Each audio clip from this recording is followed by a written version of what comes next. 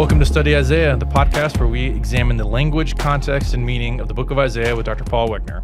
I'm Tyler Sanders. Across from me is Paul Wegner, who's going to give us the Hebrew word of the day. Oh, and I've got a good one for you today because we really don't know what it means. Oh, that's a perfect Hebrew word of the day. Yeah, right. Okay, so it's Gilion. Gilion. And it's either a tablet or a piece of papyrus or something. So it's in chapter 8:1, it says, "And the Lord said to me, take for yourself a large tablet," that's how my translation does, "and write it in ordinary letters, swift as the booty, speedy as the prey." Mm-hmm. So the question is, what did they write on? It's got to be big enough that they can see it, right? Because, I mean, This is a public kind of message or something like that. But it also has to be, at least it has to be big enough so that when they took it out, I don't know that it has to be like broadcast or anything. Okay. So I think it could be a large piece of papyrus because that's what they would write on back then. I didn't give you a picture on how they would seal those, but because later on it says to seal it, and usually they roll those and then put a string around it and then put clay on it, and that would seal it so they couldn't open it unless they broke that string. Right. But the other possibility is possibly a large clay tablet. And the way they would do that is, I've got a picture here, and you can see they'd write on the inside the message that was going to happen. Then they'd let it dry. Then they'd take another piece of clay, wrap it around it so it was on the outside, then write the same thing on the outside usually, and then let it dry. So they had two copies, one that couldn't be touched and one that could possibly be manipulated. I mean, they could change it and stuff like that.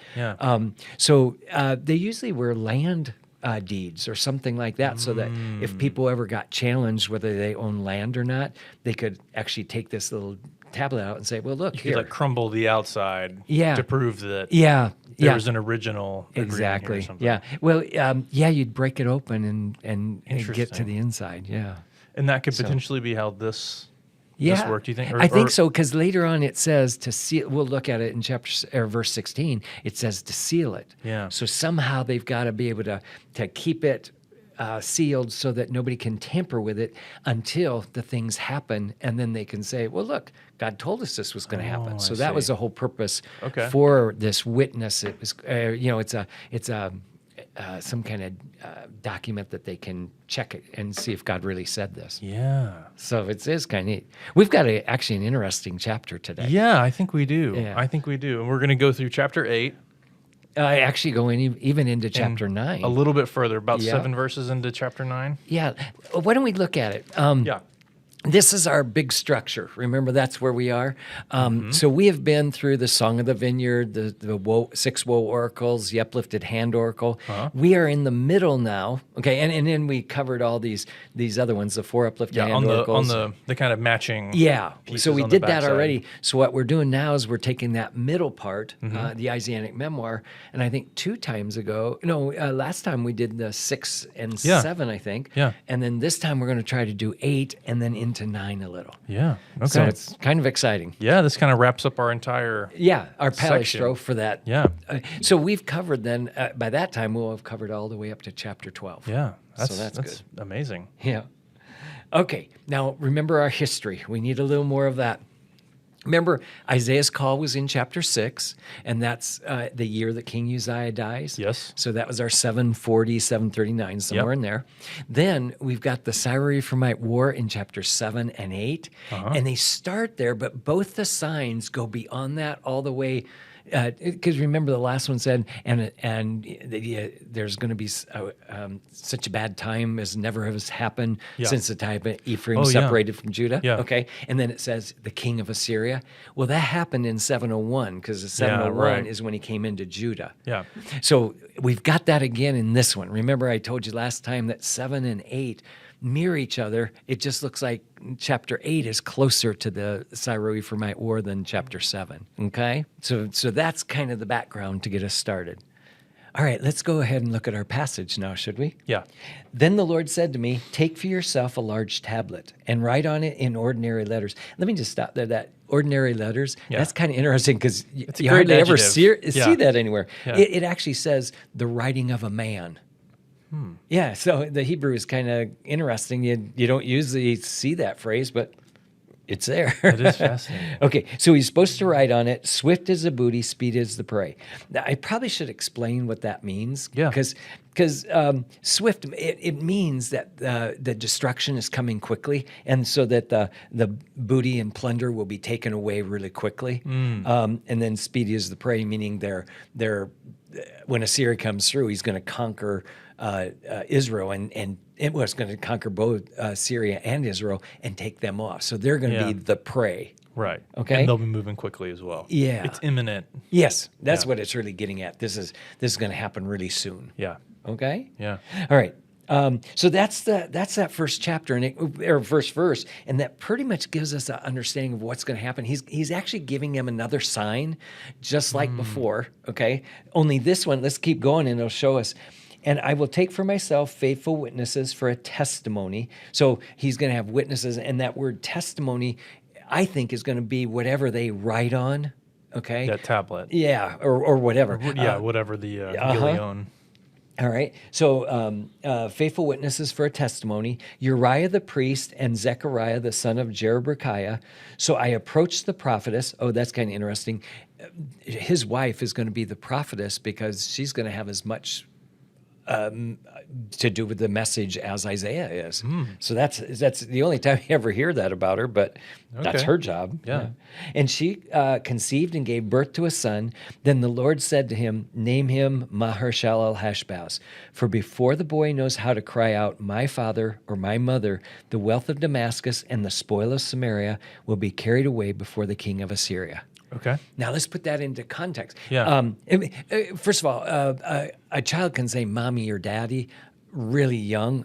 Probably about year one they can say that. Right. Now, do you remember before the time frame was before the child knows enough to refuse evil and choose good? So that's whatever that is, and we talked about different possibilities. It's still got to be further away than 1 year. Right? And in fact, I've often thought, if the child is born almost immediately, do you remember the Syria-Ephraimite war was like 2 years?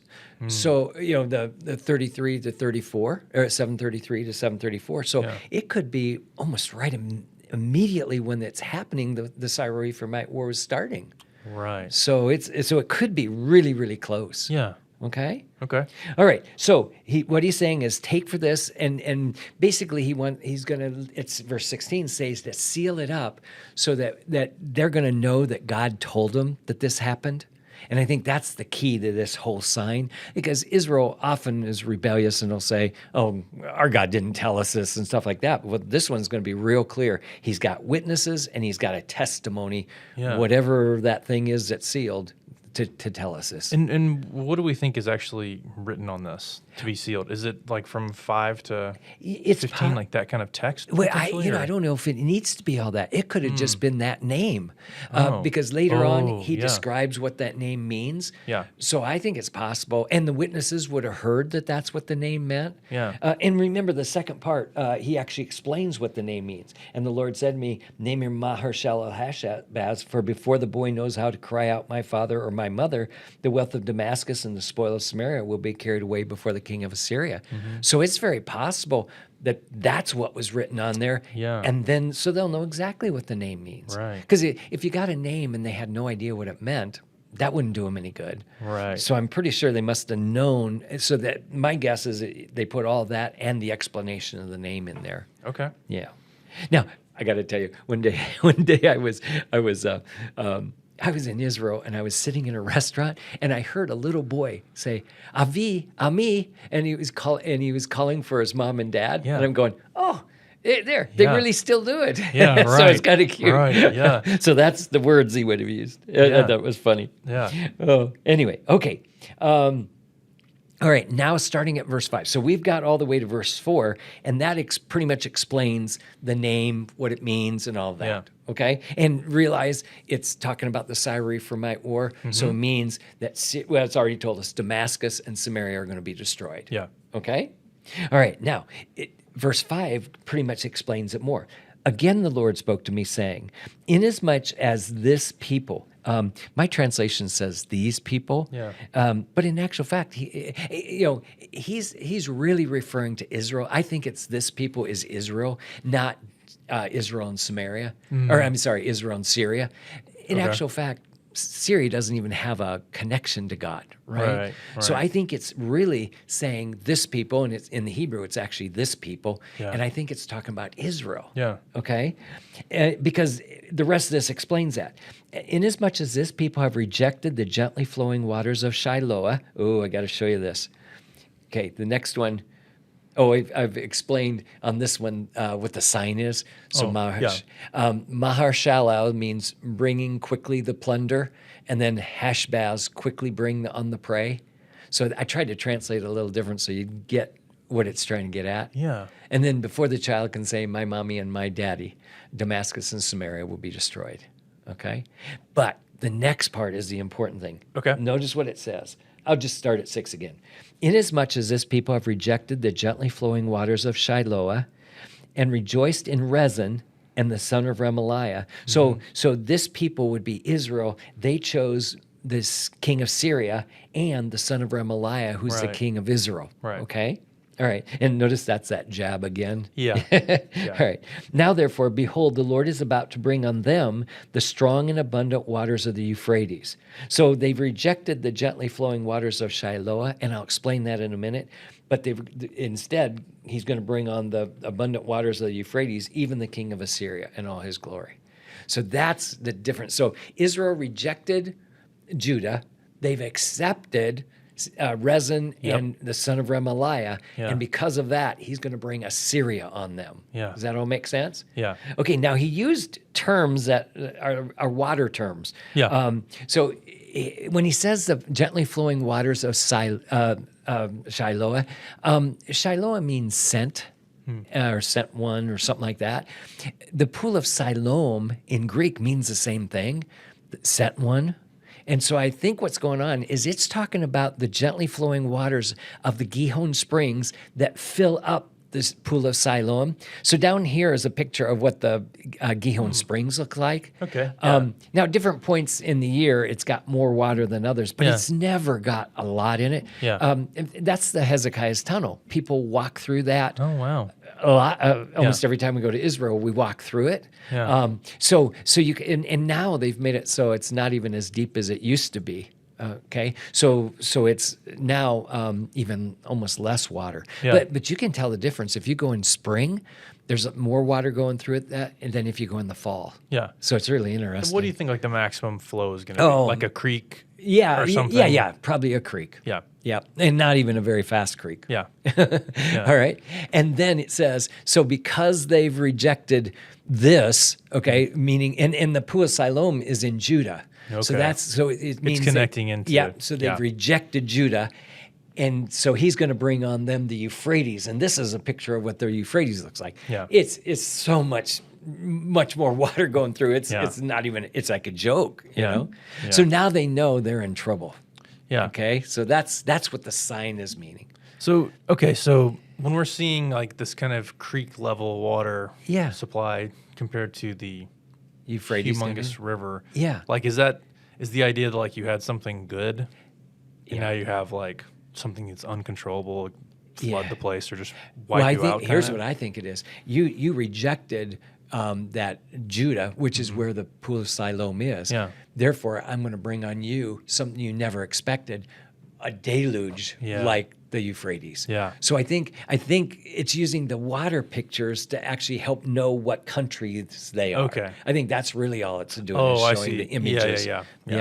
Okay. All right. So let's just go over it again. Inasmuch as this people have rejected the gently flowing waters of Shiloah, and that's the same one as Salom in Greek. Yeah. Okay. Sent one or something like that, and rejoiced in Rezin and the son of Remaliah. So we know Rezin is Syria, and we know that the son of Remaliah is that play on the words for the king of Israel. Yep. Okay. Now, therefore, behold, the Lord is about to bring on them, meaning Israel, the strong and abundant waters of the Euphrates, even the king of Assyria. So it tells us that they're in trouble. Yeah. Israel's going to be overflowed by the Assyrians. And that happened in 722. Remember, in 722, Yeah. they were taken off into captivity. Yeah. So Syria that's our and Ephraim. Yep. Israel. So that's our history fitting right into now what the biblical text is saying. Yeah. Now it goes even further. And it will rise over all its channels and over all its banks, and it will sweep on into Judah, and it will overflow and pass through. It will reach even to the neck. Now think about that. So he's saying this great Euphrates River is going to overflow Israel and go into Judah. And historically, again, we know when that happened. That happened in 701. So it's actually coming over them. It floods its banks and now goes into Judah. Okay, and it says it will reach even to the neck. That's like a picture. Remember that picture I had of Israel up on a hill? Yeah. Well, that's like everything else is flooded around it, but little Jerusalem is sitting up on that hill and it's not covered yet. Yeah. So it's a beautiful picture of 701. That's exactly what happened. Yeah. Okay? All right. It will reach even to the neck, and the spread of its wings will fill the breadth of your land, O Emmanuel. Do you remember how I talked about Emmanuel being assigned Ahaz? Yeah. And that it was back at that time for it to be a decent sign? Yeah. Well, here, it's actually saying that Emmanuel lives in the land of Judah at the time the Assyrians come in. Yeah. So that has to confirm that it has to be during that time period. Right. Yeah. Yeah. So it's twice it's given us that hint. And remember, I told you, chapter 8 is going over the same material as chapter 7, only now a lot closer to it. Yeah. Yeah. Yeah. That's a good detail. Yeah. So I think that'll help. Okay. Now, the rest of this, verses 9 through about verse 16, are some of the hardest translation of the Hebrew text because it doesn't have connecting links between it. So look what it says. Be broken, O peoples, and be shattered. Give ear, O remote places of the earth. Gird yourself, yet be shattered. Gird yourself, yet be shattered. Devise a plan, but it will be thwarted. State a proposal, but it will not stand. For God is with us. So I think the key is, what does the phrase "for God is with us" mean? Because that sounds like it's an explanation of why the proposal's not going to stand and all of that, right? So it sounds like what it sounds like to me is that the Assyrians were going to come in and trounce Israel and Judah, and God is actually saying that's not going to happen. And Isaiah's even saying it. He says, devise a plan, but it will be thwarted. State a proposal, but it shall not stand, for God is with us. So it sounds like to me that Assyria is thinking, let's wipe out Israel and Judah. And God is saying, that's not going to happen. Right. Because I'm with them. And I think it's Isaiah talking, because he said, for God is with us. So the us must be Isaiah, including himself into Judah. Yeah. And this reflects maybe that idea we saw earlier about Assyria is God's rod. Yes. But it's not in control. Yeah. Like it's going to be used for a very specific purpose. Yeah. And then they have their own. And remember in chapter 10, we even found out that they said they want to destroy them, and God's going to stop that. Yeah, right. Yeah. They kind of get in trouble for that. Right? Yeah, very much so. Yeah, So not kind of. Yeah, right. So does that make sense? I was going to say this is one of the harder ones to interpret, but if you go to that, for God is with us, it seems like to me, okay, now you've got to work backwards and see what it's referring to. So could you tell me a little bit more about why that's so difficult, though? Are we saying like these, like verses 9 and 10, most of 10, they don't have a direct connection in the text to the phrase "for God is with us"? No, they do. The problem is that it's not telling you who's going to be broken or I see. who's going to be shattered. Remote places, gird yourself. It's not telling us who's supposed to do that. It's just giving commands. Yeah. And I think it's when you get to verse 10, it starts to make a little sense. And you work backwards from there. Yeah. To kind of give the rest of it context. Yeah. Because devise a plan, but it will be thwarted. State a proposal, but it shall not stand. For God is with us. The us has to be Judah. Yeah. Right? And it's got to be Isaiah talking so he can join himself with Israel or Judah, I think. And so the question is, okay, who's devising a plan? Who's got a proposal to and what are they going to do? Well, it's probably got to be Assyria thinking they're going to wipe them out. Yeah. Okay? Now, that's the message against the Assyrians, right? So there's a message for them, but there's also a message for Israel. Look what it says starting at verse 12. All right? Or I'm sorry, verse 11. For thus the Lord spoke to me with mighty power and instructed me not to walk in the way of this people. Now that's interesting. I saw this in the commentary. This is the only place that God speaks to somebody with a mighty arm or with mighty. So this sounds, or with mighty power. So it sounds like God's really trying to get their attention. Yeah. So he's saying, okay, don't walk in the way of this people. I don't know if you remember, but do you remember Jeremiah, the weeping prophet, they call him? Well, there's a reason for that, because Jeremiah had some real stiff competition against him. First they had the false prophets, but then the kings were being very harsh to Jeremiah and stuff like that. Well, it sounds like Isaiah's having the same kind of problems, So God wants to make sure that he doesn't give in, because if his own prophet gives in, then who's he going to have to talk to these people? So this people is again referring to Israel again. I'm pretty sure. Yeah. And then now this one, way of this people, could even be Israel and Judah. Because by this time now they both need talking to. Yeah. Yeah. Okay, you are not to say it is a conspiracy in regard to all this people call a conspiracy. You are not to fear you are not to fear what they fear or be in dread of it. Let me just stop there. My guess is that Isaiah's words would have thought to be conspiracy, because remember, he's telling them that Assyria is going to wipe you guys out. Right. So they're thinking, well, Isaiah's really against us then. So this is a conspiracy to try to destroy us. Because they think Assyria is there to help. Yeah. Take on Syria. Exactly. Yeah. Yeah. And Isaiah makes it real clear there's not only going to, they will destroy them, but they're going to destroy you guys too. Right. Yeah. All right. So you're not to fear what they fear or be in dread of it. It is the Lord of hosts you should fear and regard as holy. So they should be worrying more about what God's thinking than what the Assyrians are thinking. And that's really hard for Ahaz and the people of Israel at this point. Yeah. Yeah. Oh, it's a continual problem. Yeah. Yep. Never stopped. All right. It is the Lord of hosts you should regard as holy. He should be your fear, and he shall be your dread. I think what he's trying to do is get this into perspective. You thought the king of Assyria was powerful. Remember about me. Right. Okay, so I think that's what he's getting at. God is more powerful than anything the Assyrians can throw at him. Right. Okay? Then he shall become a sanctuary, meaning God, the one they should fear. Then he will become a sanctuary, both to the houses of Israel, So I think it's getting at Israel and Judah there. Yeah. A stone to strike and a rock to stumble over, a snare and a trap for the inhabitants of Jerusalem. Notice he's saying that he is a snare and a trap. Yeah, that's interesting. Yeah.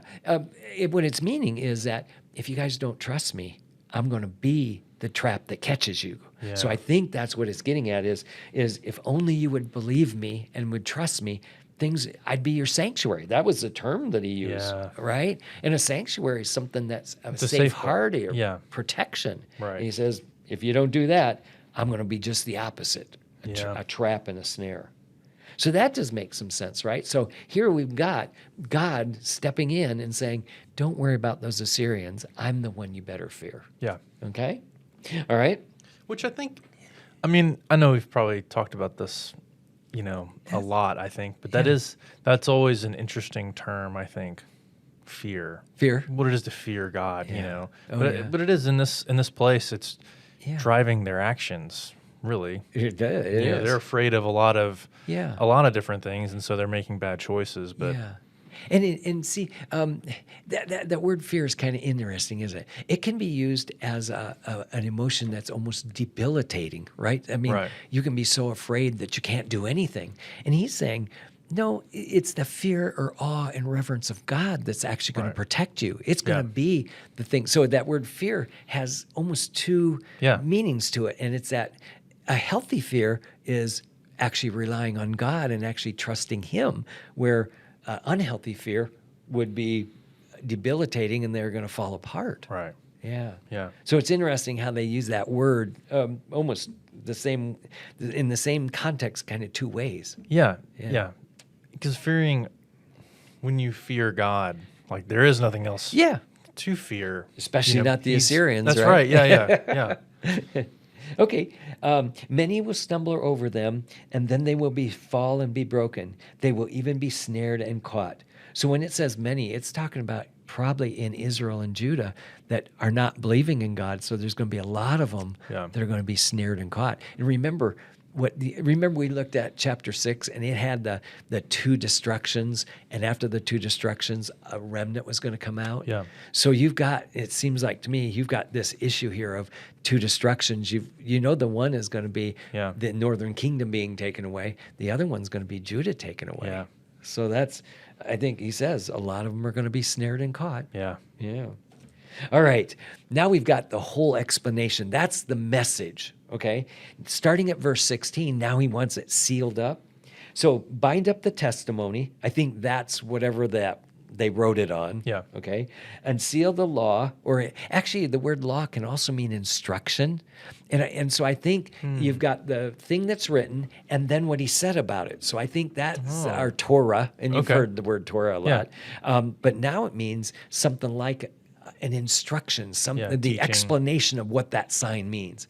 Because in actual fact, that testimony doesn't do much good unless it has its explanation with it. Yeah. So I think that's what it's getting at. Okay? And I will wait for the Lord who is hiding his face from the house of Jacob. I will even look eagerly for him. Behold, I and the children whom the Lord has given me are for signs and wonders in Israel from the Lord of hosts who dwells on Mount Zion. So this is kind of interesting. So he says, Isaiah can't believe that the final word is at destruction on the nation, because he already knew in chapter 6 that a remnant's supposed to come out at some point, right? So he says, so I'll wait for the Lord who's hiding his face from the house of Jacob. When God hides his face from Jacob, that means they're going to be destroyed, right? Because he's not looking with favor upon them. Yeah. Okay? I will even look eagerly for him, meaning I hope this doesn't take too long. Right. All right. Behold, I and the children whom the Lord have given me are for signs and wonders. Do you remember what his name is? Isaiah means God is salvation, right? Yeah, right. So that's a message to the nation. Remember his children's name.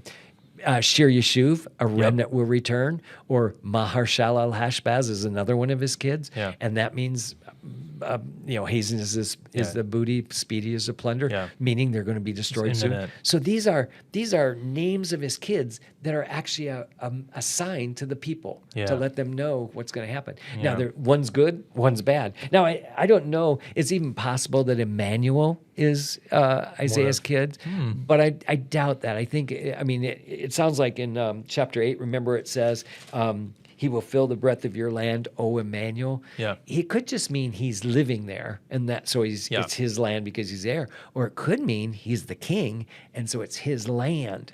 Wow.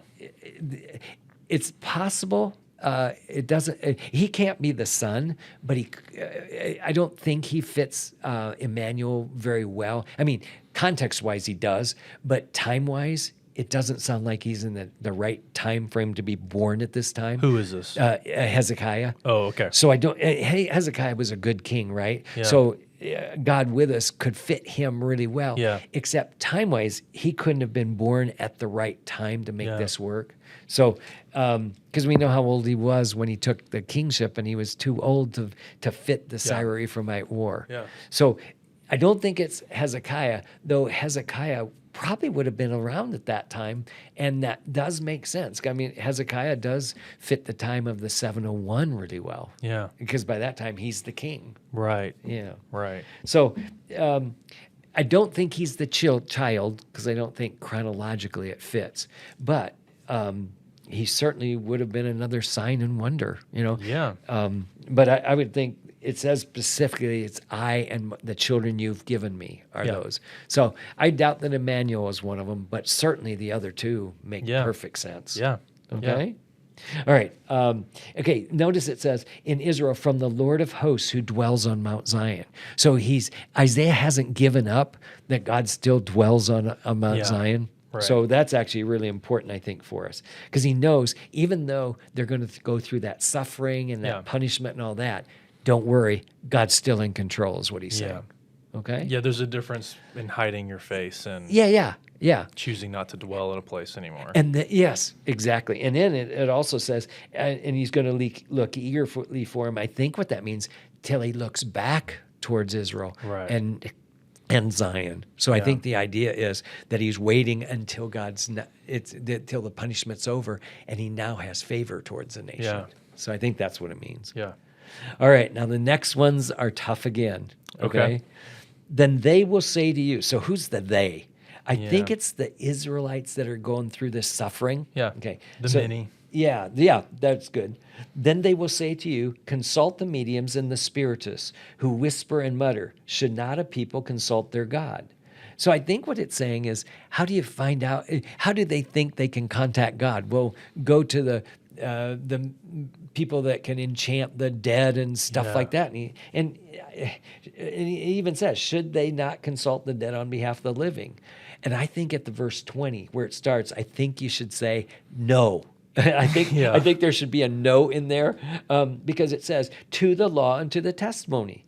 Well, to the law would be that, it had that same word in verse 16, and the testimony is there. So I think instead of going to these false gods or false prophets or anybody who try to contact the dead, instead go to the thing God told you. Yeah. He gave you the sign and he gave you the instruction on it. Yeah. So just go to that. So I think you should always almost put no there because it's such a strong contrast. He's saying, don't go to those people. Yeah. Go to the thing God already gave This is where you. you should go. Yeah. They do not. If they do not speak according to this word, meaning the law and the testimony, it is because they have no dawn. What's that? Yeah, that's no it. dawn. Well, that would mean no light, right? So meanings they don't get it. They're still in They're in darkness. darkness. Yeah. So those are part of them that'll be taken off into captivity, I think. Right. I'm sure. So it's interesting. It is the word dawn, meaning the light is coming into their lives, and I think what it's getting at is they're still in darkness. Yeah. Yeah. Wow. Okay. All right. Now the next part, verse 21. They will pass through. So it's back to those people who are saying, consult the people or the dead on behalf of the living. Okay. They will pass through the land hard pressed and famished. And it will turn out that when they are hungry, they will be enraged and curse their king and their God as they face upwards. Okay, let me see if I can explain that to you. Okay, why would they curse their king? Well, I think they'd curse their king because he's the one that got him into this mess. So it probably goes all the way back to Ahaz, who called on the Assyrians and got him into this mess. So I think very likely they'd curse him. Yep. But then it says they cursed their God. Well, why would they curse him? Because he didn't get them out of it, I suppose, right? So God gets blamed for everything, right? Right. So they're blaming God for getting him into this mess in the first place. Yeah. It's God that was actually gracious all the way through and tried to keep them out of this mess. Right. But because they're in darkness, they don't get that. Yeah. Okay? And what's that last? Yeah, that's a good, as they face upwards. That sounds pretty dark to me. Good, because I think that's exactly what it means. Okay. The other place where this phrase is used as it turns upwards is do you remember Gideon? Those two people had he went over to the Midianite army and they were telling this story about a loaf of barley bread that was rolling down the hill and it hit the tents and it turned them upwards. Right. So it basically destroyed them. Yeah. I think when it says as they face upwards, it means as they die. Yeah. So it seems like it's the same picture of them being turned over and dying and looking upwards. Yeah. So they're cursing God as they die. They still don't get it. Yeah. So it lets you know they're still in the darkness. Right. Yeah. Okay. Verse 22, and they will look to the earth and behold distress and darkness and the gloom of anguish, and they will be driven away into darkness. So what do you think that means, driven away into darkness? Yeah, I mean, I think really can't get worse, right? Okay. I mean, like... Actually, I think it can get worse. If they're dying in the land, what's worse than that? Being taken captive and taken out of the land. Wow. Yeah. So I think that driven away into darkness is talking about them going into exile. Yeah. And it's going to be for both of them, Israel and Judah. Okay? Well, does chapter 8 make a little sense? Because now it's all ready to turn around. Okay. So up to this point, it's all been pretty negative, right? I mean, we did know what we found out is that it's not just going to happen to Israel. It's going to happen to Judah too. Yeah. And what's interesting is that in chapter 7, the whole reason Isaiah came was to try to talk Ahaz out of not paying the money to Assyria to have them come over and destroy Israel, because at some point he's going to come on you too. Right. If I would have known that, if I was Ahaz and knew that, I certainly wouldn't have called on them for help. But it seems like otherwise, why in chapter 7 would God even send that to try, this message to try to get him not to do it? Obviously, he hadn't done it yet, because it would be too. If why send a sign if he'd already sent the messengers? Right. Okay, so even after Ahaz knew that, he still sends the messengers to Assyria. Yeah, and man, now if they don't get what the consequences of it, in fact, there's sad consequences. That will be this will be the last time that Israel and Judah are free at all. Wow. Okay. The Assyrians are going to be the ones that do major damage to the northern kingdom, and Babylon is going to be the last one. So from now on, they're going to be under, because of what Ahaz has done, they're going to be under other nations from now on. Wow. Yeah. So that's, I think, why it was so serious that God sent Isaiah and tried to encourage him to not do what he's thinking about doing. Because he's saying, it's not going to do you any good. Don't worry about those little kings on the northern border. They're not going to last very long. Yeah. So I think what he's saying is, you don't have to call on the Assyrians. Yeah. That's only going to get you in trouble. Right. That's exactly what happened. God was really gracious, wasn't he? Yeah. I mean, he goes out of his way to try to stop him. Yeah. And he doesn't. Yeah. So now you see two signs, both of them talking about what's going to happen to the northern kingdom. Yeah. Northern kingdom and into Judah. Yeah. Okay? Now, here's where it turns around finally. So remember, both of them had a positive thing and a negative. So the chapter 7, the positive thing was that the two kings were going to be destroyed, the land you fear, right? Right. But then the negative thing was that the Assyrians are coming. Yeah. Okay? So this one, you have the negative thing first.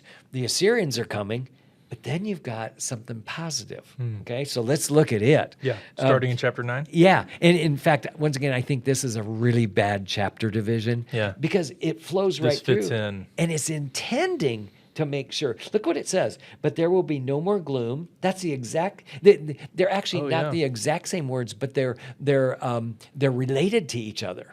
Okay, so they're both hotbox legomenas, which is funny. So they only occur one time. Oh wow! But they're related to each other. So the gloom and then the next one, for her who was in anguish. So you've got distress. And in the gloom of anguish, those are related terms. They're the same root radicals. I don't know if that helps you, but they're the same root radicals, but they're different. They're spelled a little differently. Yeah. So they're both hapax legomenas, but they're related to them. Yeah, and right. so here you've got a total reversal, right?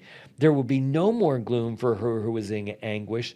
And so then it says, in the earlier times, he treated the land of Zebulun and the land of Naphtali. Now, I wanted to show you this. The land of Zebulun and Naphtali, notice they're tribes in the northern kingdom. Yeah. So he's actually talking about that northern kingdom at this point. So there will be no more gloom for her who was in anguish. In the earlier times, he treated the land of Zebulun and the land of Naphtali with contempt. Remember, the northern kingdom got carried off into captivity. So that's the contempt that he's talking about. Yeah. Okay. But later on, he shall make it glorious by the way of the sea, the other side of the Jordan, and the Gilead of the Gentiles. So now we've got three terms that I actually believe refer to that northern kingdom again. The best article I read on this was by a guy named Albrecht Alt. And what he argued is that those three terms were what the Assyrians divided the northern kingdom up into after they were destroyed in 722. Wow. So if that's true, that makes perfect sense. So the land of Zebulun and Naphtali is the same land as these other three phrases. Oh, does that make sense? Yeah. Yeah. So if that's true, basically what he's saying, in the earlier times, he treated them with contempt. Yeah. But in the latter times, notice it says he's going to make it glorious. Well, when did that happen? I mean, think about it.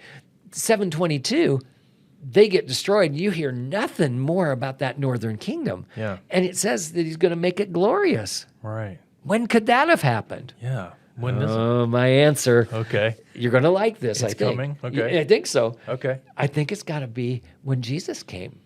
Because look what it says. Verse 2. So verse 1, I think, is now reversing everything that happened before, so the bad things. Then in verse 2, the people who walk in darkness will see a great light. Well, what's a great light usually referred to? Some kind of deliverance, right? So those ones that were walking in darkness, meaning everything that happened before, are now going to see a great light. Well, when did that happen? I don't think it happened until Jesus came. And Wow. it's going to be a different kind of light, right? It's not deliverance from their enemies, Right. but it is a spiritual deliverance. Yeah. Okay? So I think that's going to help. Now, in a minute, we're going to, let's keep going until we get, so we can't understand anymore. Those who live in a dark land, the light will shine on them. So basically saying, it's parallelisms, basically saying the same thing. All right, verse 3, you shall multiply the nation, you shall increase their gladness. Now, I don't know if your Bible translation has a little footnote on that. In verse 3? Yeah. It should Oh, be. yeah. Yeah. What's it say? Another reading is not increase. Yeah. That's interesting. And it would be totally the opposite, right? Yeah. Yeah. So he will either increase their gladness or he won't increase their gladness.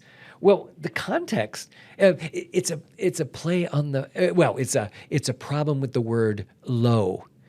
Low can actually mean two things. It can mean to him as a suffix on it, or it could mean not. But that's when there's no aleph on the end. Okay. So basically what's happened is that some people have, actually it says low to him. Okay, I'm sorry, to him the low, not the low not. Yeah. So it seems like to me what's going on is that the people misunderstood. It sounded alike, but they misunderstood what it was saying. Yeah. Because it doesn't make any sense to me. You shall multiply the nation, you shall not increase their gladness. Yeah. Usually when a nation is increased, that's when they're things are happy good. about that. Yeah. Right. So I think it's got to be you shall increase to him or to it its gladness. Yeah. So I think that's how that should be translated. Yeah. Okay? They will be glad in your presence as in the gladness of harvest. Remember, that's one of the best times for Israel to rejoice because they now have food for the next year, right? Sure. As men rejoice when they divide spoil. Well, that'd be another time, and that means they're victorious in war, right? So two of the most exciting times in Israel's history would be when harvest is coming and when they are victorious in war. Yeah. So he's saying you're going to have that kind of gladness, okay? 4, now it's going to give 3 reasons for this great joy. One is starting at verse 4, one is starting at verse 5, and one is starting at verse 6. Do you Yeah, I see those kind of do you see them? Okay. Yeah. And I'm hoping your translation has 4 at each one of those. Yeah, it Yeah. does, Okay. Good. So here's the 3 reasons for you shall break the yoke of their burden and the staff of their shoulder, the rod of their oppressor, as at the battle of Midian. Do you remember? First, let's go to the battle of Midian. Do you remember what that is? That's when Gideon comes through, and remember the Midianites come and trounce them. And remember, with 300 men, Gideon destroys the army, Right. or God destroyed it through the 300 men. Yeah. So, and they didn't even remember they have a light and a trumpet. Right. And so it's definitely a divine victory. So Yeah. I think that means you're going to destroy the yoke on their shoulders in a divine way. Well, Yeah. I think that fits 701 really well. Now, here we have to talk about something we call the prophetic perspective. Okay. Basically, the best way to explain it, I think, is to think of a mountain range. Do you remember how when a prophet looked into the future, they would see different mountain peaks, Okay. but you wouldn't know how much time is between them unless you were walking them? Yeah. I have a friend that climbs up Mount Baldy here, and it must take him hours because it's not the first peak, you see. Right. It's the one behind it that's the big one. Right. So it'd be like that, the prophet looking into the future, and you see these mountain peaks, but you have no idea how much time is between them. So the first thing he sees is that he sees a victory over the Assyrians. Okay. That would fit 701 perfectly. Yeah. Okay? The second one is not going to fit that. Look at, for every boot of the booted warrior in battle tumult, the cloak rolled in blood will be for burning, fuel for fire. Well, why would they destroy? Oh, and it's even more interesting when it says for every boot. That word "boot" is the Assyrian word for battle boot. Okay. Do you remember we talked about the Assyrians were the first standing army? Yeah. They had specific boots, and we know the Romans did this too. But they had boots that had spikes in them, so that they could. And a Roman guard, I don't know about the Assyrian ones, but the Roman army officer was supposed to be able to clear a 6-foot area around him, and part of it was to make sure that his feet didn't slip. So that's, right. I'm assuming that's what this Assyrian battle boot is too. It's the same kind of thing to make sure they have stability when they're destroying their enemies. Yeah. Okay? And then a cloak rolled in blood. I can understand why a cloak rolled in blood would be destroyed, because they tell me that red is one of the things that won't come out of material. Sure. So I can actually... I understand that I would throw those away because they got blood in them and you can't ever get it out. Yeah. But a boot, that's something you would need. And if you're ever going to war after that, it would be great to have it. Sure. So it seems like to me, if they're going to be fuel for fire, they're going to burn them up. This is the end of... Yeah, they don't need them anymore, right? So what just happened is that the 701 was the first mountain peak. The next mountain peak is God's setting up his kingdom that's got no end of the peace that's going to be there, and they're not going to have to worry about the boots anymore. Yeah. Now, and then the third one, so the third one is, for a child will be born to us, a son will be given to us. And I think that's talking about Jesus. Yeah. So you've got the first one of 701, but the next mountain peaks are way beyond that and go into even an eternal kingdom. Yeah. Does that make sense? Sure. Yeah. That's an interesting metaphor. Yeah, and it's called, we usually call it a prophetic perspective. He starts with the present and he sees the near things, but there's more behind it that he sees, and that's what these next things are. Yeah. Because otherwise, there's no way to explain why would he put the Assyrians' victory, the victory over the Assyrians, in the same context with Messiah being born. Right. It just doesn't make any sense unless he's looking into that future and he sees. Now, for the prophet, he doesn't know how much time is between them. And so it fits what he's doing really well. Yeah. Does that make sense? I think so. Yeah. Okay. But that's very interesting. Now, is there anything else in verse 6? I mean, I'm sure you yes. get there, like people are gonna, we've heard that one before. Yeah. Sure, Okay. So a child will be born to us, a son will be given to us. Okay. That makes all pretty much sense. The government will rest on his shoulders, and his name will be called. Notice it says his name will be called. That's singular. Okay, and because of Handel's Messiah, we all think wonderful counselor, that these are all 4 different names. I actually argue they're all one name, and they're a parallel name like Maher-Shalal-Hash-Baz. Oh. And that's why earlier I did that. Remember, I put it up there, bring quickly the plunder and quickly bring the prey. That was to show that that's 2 parallel names. The difference with this name is that these have a theophoric element in them. So I'm going to argue it's one name, and it should be something like, a wonderful counselor is the mighty God. Okay. The Prince of Peace the Prince of Peace is the Father of eternity. Yeah. So the theophoric element would be the mighty God. And a wonderful counselor just means that the mighty God is a wonderful counselor.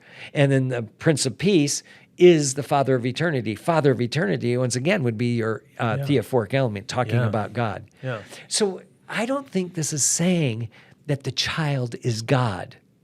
I think it's saying that the name says something about God. Okay. Let me give you an example. Yeah. Isaiah. Did you think Isaiah was divine? No. No, but his name says God is salvation. So Right. basically it's saying his name says something about God. Okay. I'm going to argue that's exactly what you've got here. And it's got a theophoric element in it. God is salvation. Okay? So this is a parallel name. A wonderful counselor is the mighty God. So it's saying that God is a wonderful counselor. And then the other one, the Father of eternity, name for God, is the Prince of Peace. In context, both of those names make perfect sense.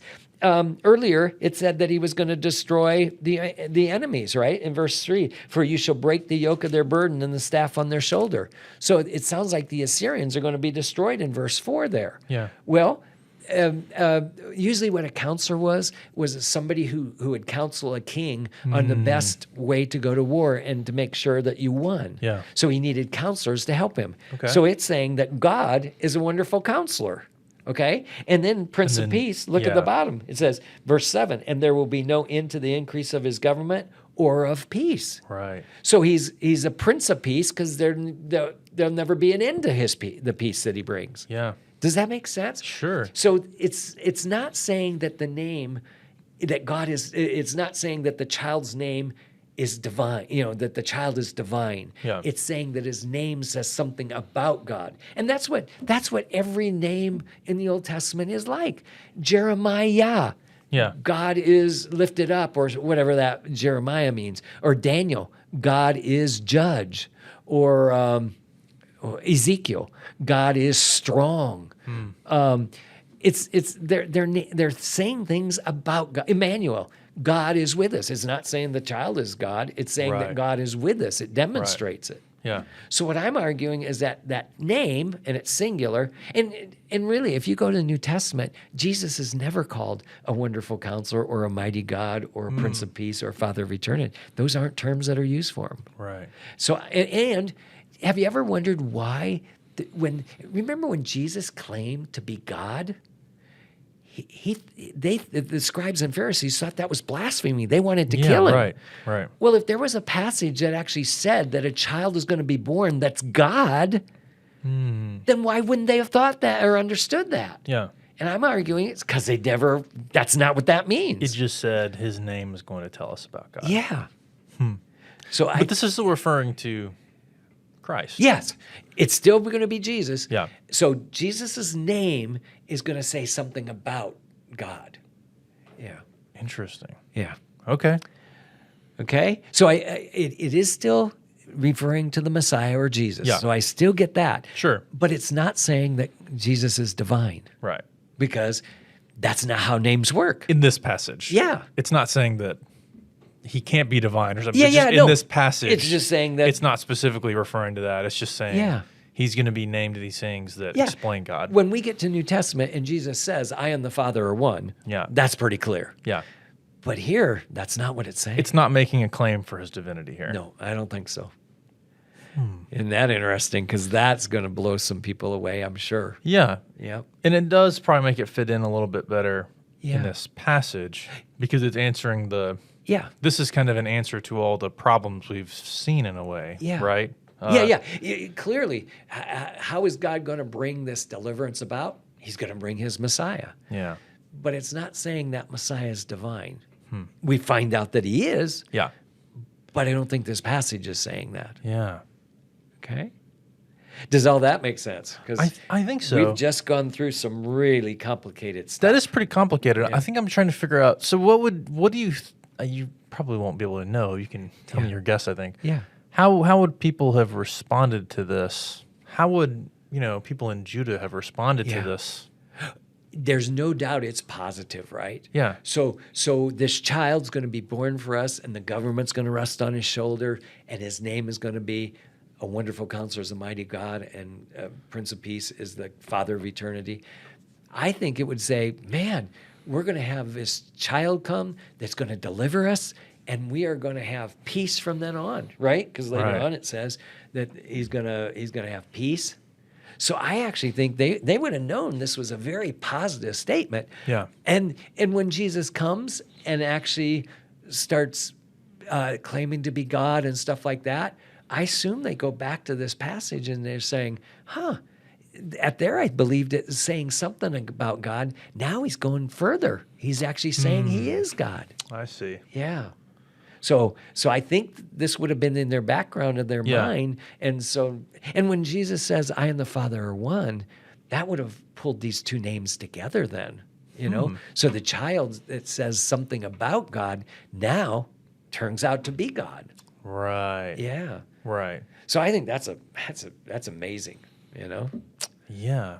Because I guess you walk through those steps, it becomes kind of self-reflective, Yeah. those names. Now let's first remind us, though, that names in the Old Testament don't mean the person is divine. Yeah. Right? I mean, we've got ample examples of that. Yeah. Even when they have theophoric elements in it, they weren't thought to be divine.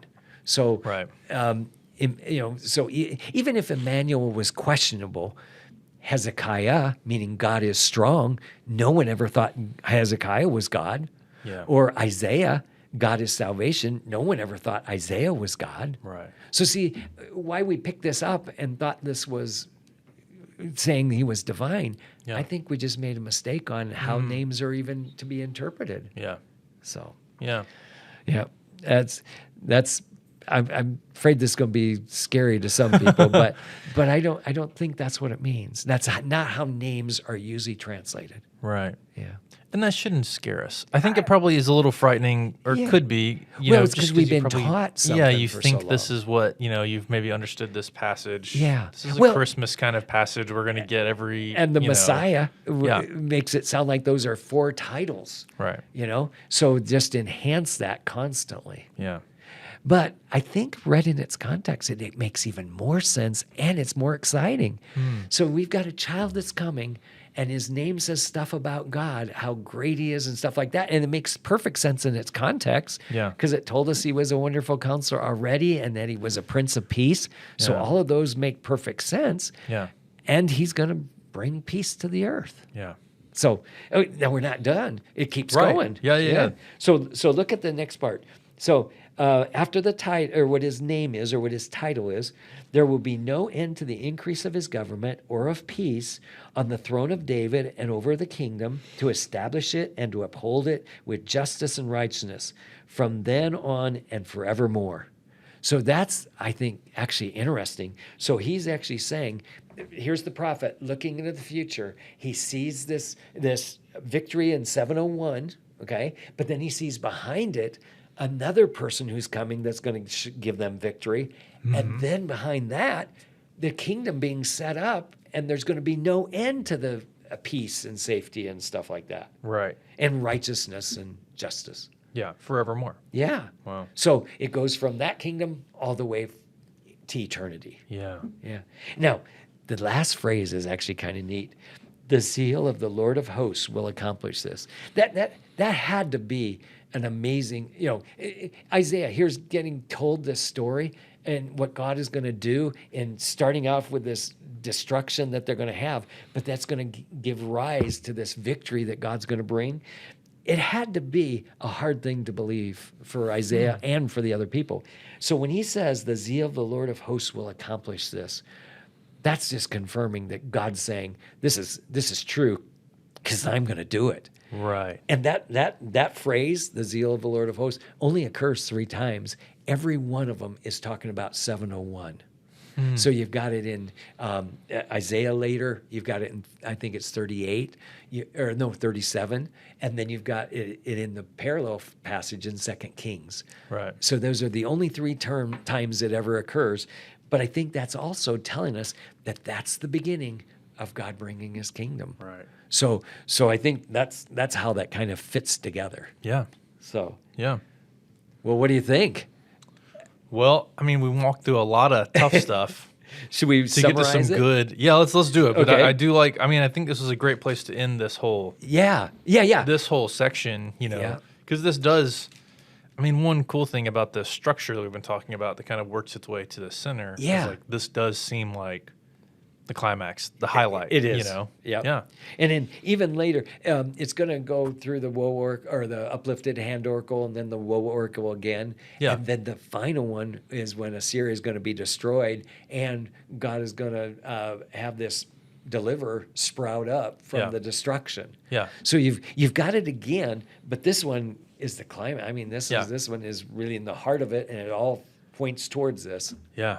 Okay, so it started. Oh well, this middle section started with Isaiah's call, right, in chapter 6. Then you've got two signs. Well, wait, and at the end of 6, it actually talked about 2 destructions that are then going to give rise to a remnant. Do you remember that? Yes. Okay, so Yep. the first destruction would be 722.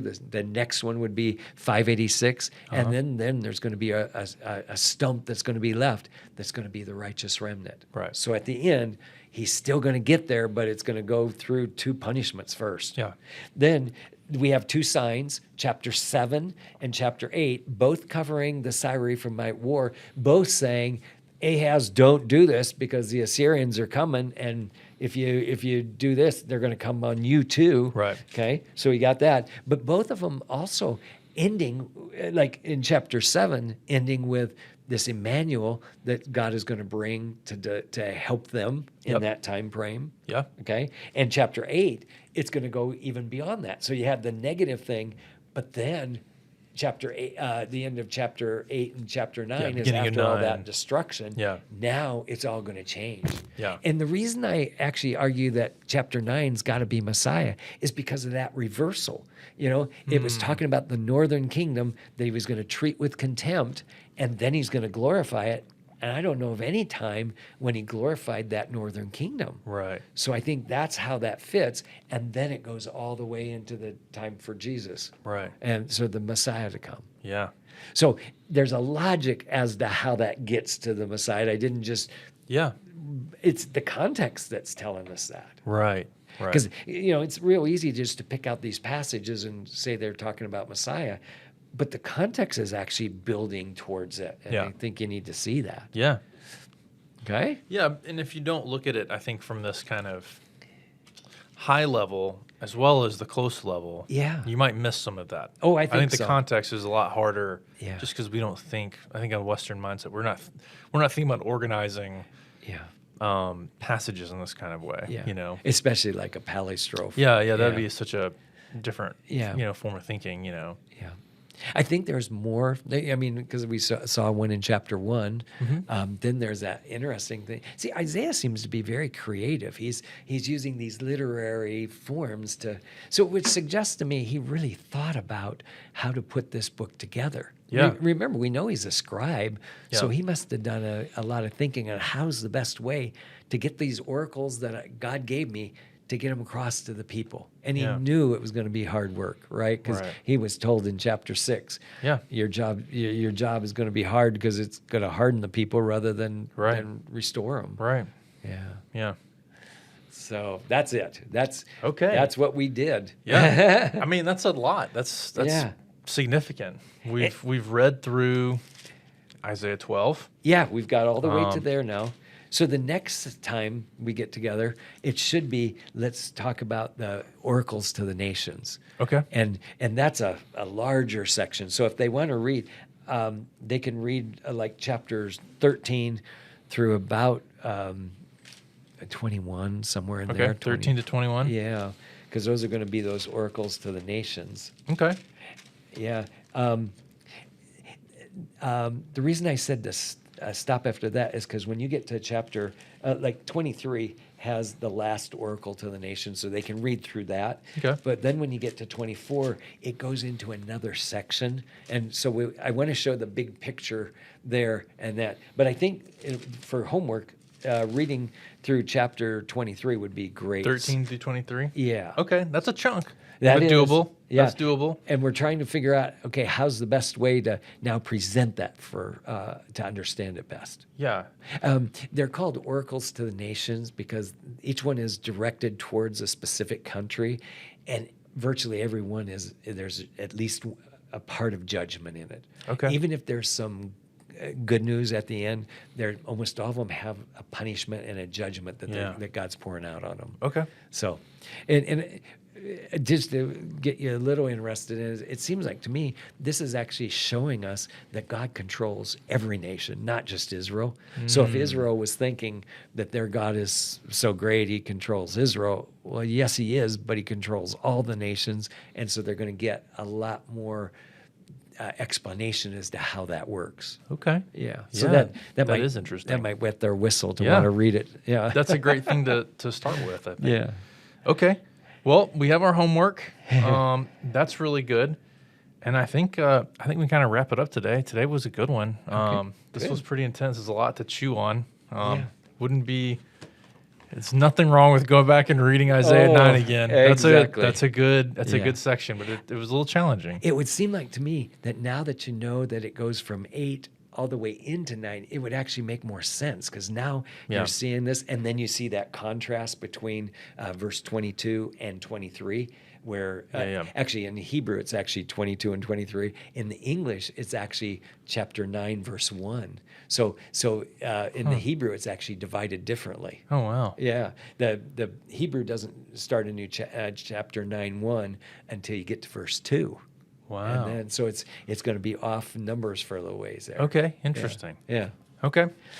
Well, thank you for coming in today. Oh, thanks. And thank you, everyone who's listening. Make sure you do lots of reading this week or whenever the next time you listen to us is. Make sure you do a lot of reading, and be sure to join us again as we continue to study Isaiah.